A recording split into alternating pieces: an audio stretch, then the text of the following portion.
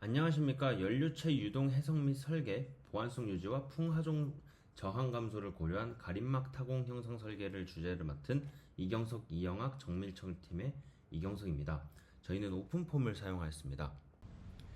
먼저 저희는 주제의 동기와 문제의 정의, 그리고 시뮬레이션 설계, 세팅, 그리고 테스트 검증, 그리고 시뮬레이션 결과와 평가, 결론으로 목차를 구성하였습니다.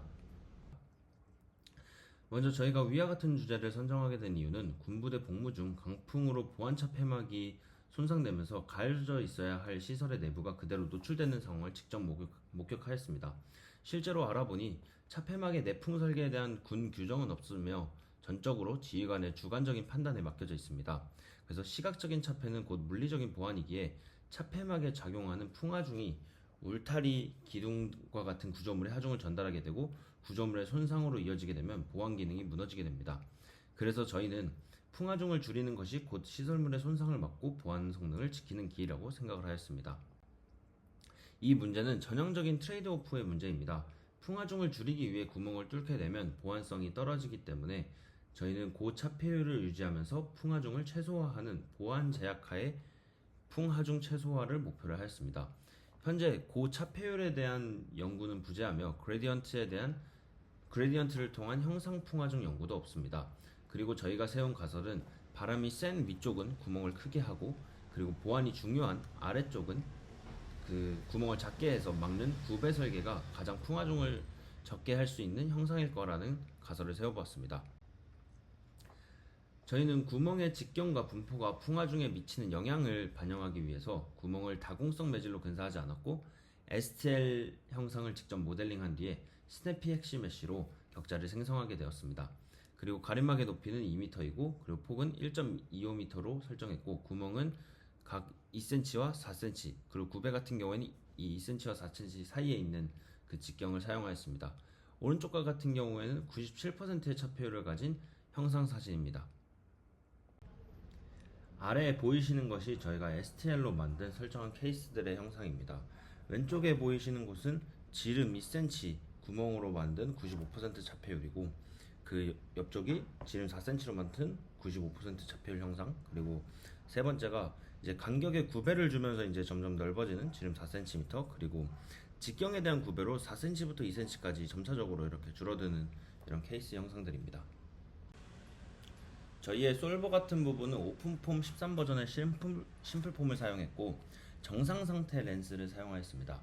난류 모델은 K 오메가 SST를 사용했으며, 항력 계수는 오픈폼의 포스트 펑션 오브젝트를 자동 적분해서 계산하였습니다. 맨 하단에 있는 식이 저희가 사용한 항력 계산식입니다. 그리고 실제 지형의 바람을 묘사하기 위해서는 입구에는 ABL 대기 경계층을 적용하였습니다. 속도는 로그 법칙 분포를 따르게 설정하였습니다.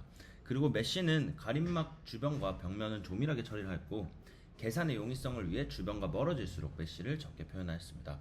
오른쪽 상단에 있는 부분이 3D 메쉬 형상입니다. 그리고 그 밑에 있는 표가 바람 방향과 가림막에 대해서 이해하기 쉽게 보실 수 있는 탑뷰입니다.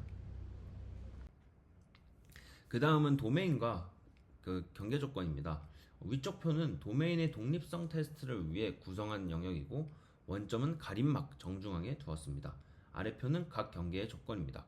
입구는 ABL 속도와 난류 프로파일을 입력하였고, 출구는 압력을 고정하였으며, 바닥 같은 경우에는 벽함수와 양옆면은 대칭면을 적용하였습니다. 이제 저희가 실험을 세팅한 테스트 검증입니다. 도메인의 경우에는 스탠다드와 라지를 비교했을 때 항력이 0.02%와 힘은 0.03%에 불과해서 독립성을 확보했으며, 파인과 스탠다드를 비교했을 때는 차이가 1.21% 수준이었으며, 항력 계수, 속도, 압력, 난류량까지 함께 수렴하였습니다. 이제 실험 결과입니다. 먼저 97%와 95%의 두 차폐율 모두 균일한 지름과 구배를 준 경우에, 구배에서 직경 변화까지 준 경우 순서로 항력 계수가 단조롭게 이렇게 줄어드는 것을 볼 수 있었습니다. 이로써 저희는 차폐율을 조정해서 항력 계수를 낮출 수 있다는 것을 알게 됐고, 구배 조건에서는 95% 차폐율에서는 0.52%의 저감이 있었고, 그리고 97%의 차폐율에서는 0.34%의 저감이 있었습니다.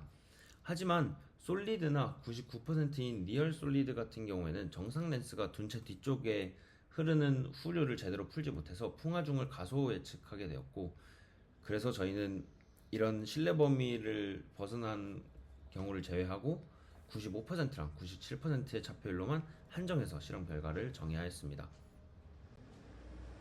앞선 결과를 저희가 이제 메커니즘으로 해석을 해보았습니다.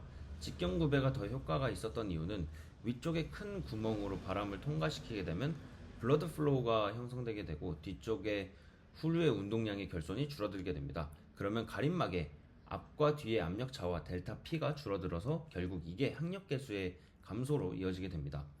오른쪽은 차폐율과 항력 계수의 트레이드 오프 맵입니다.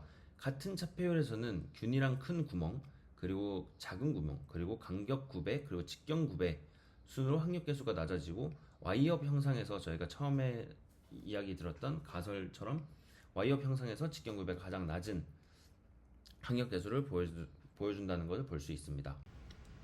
이제 결론입니다. 저희는 고차폐 영역에서 보완과 풍화중 사이의 트레이드오프를 정량화하였고, 설계 측면에서는 높이 방향 9배를 적용하면 같은 보완 수준에서 풍화중을 줄일 수 있음을 입증하였습니다.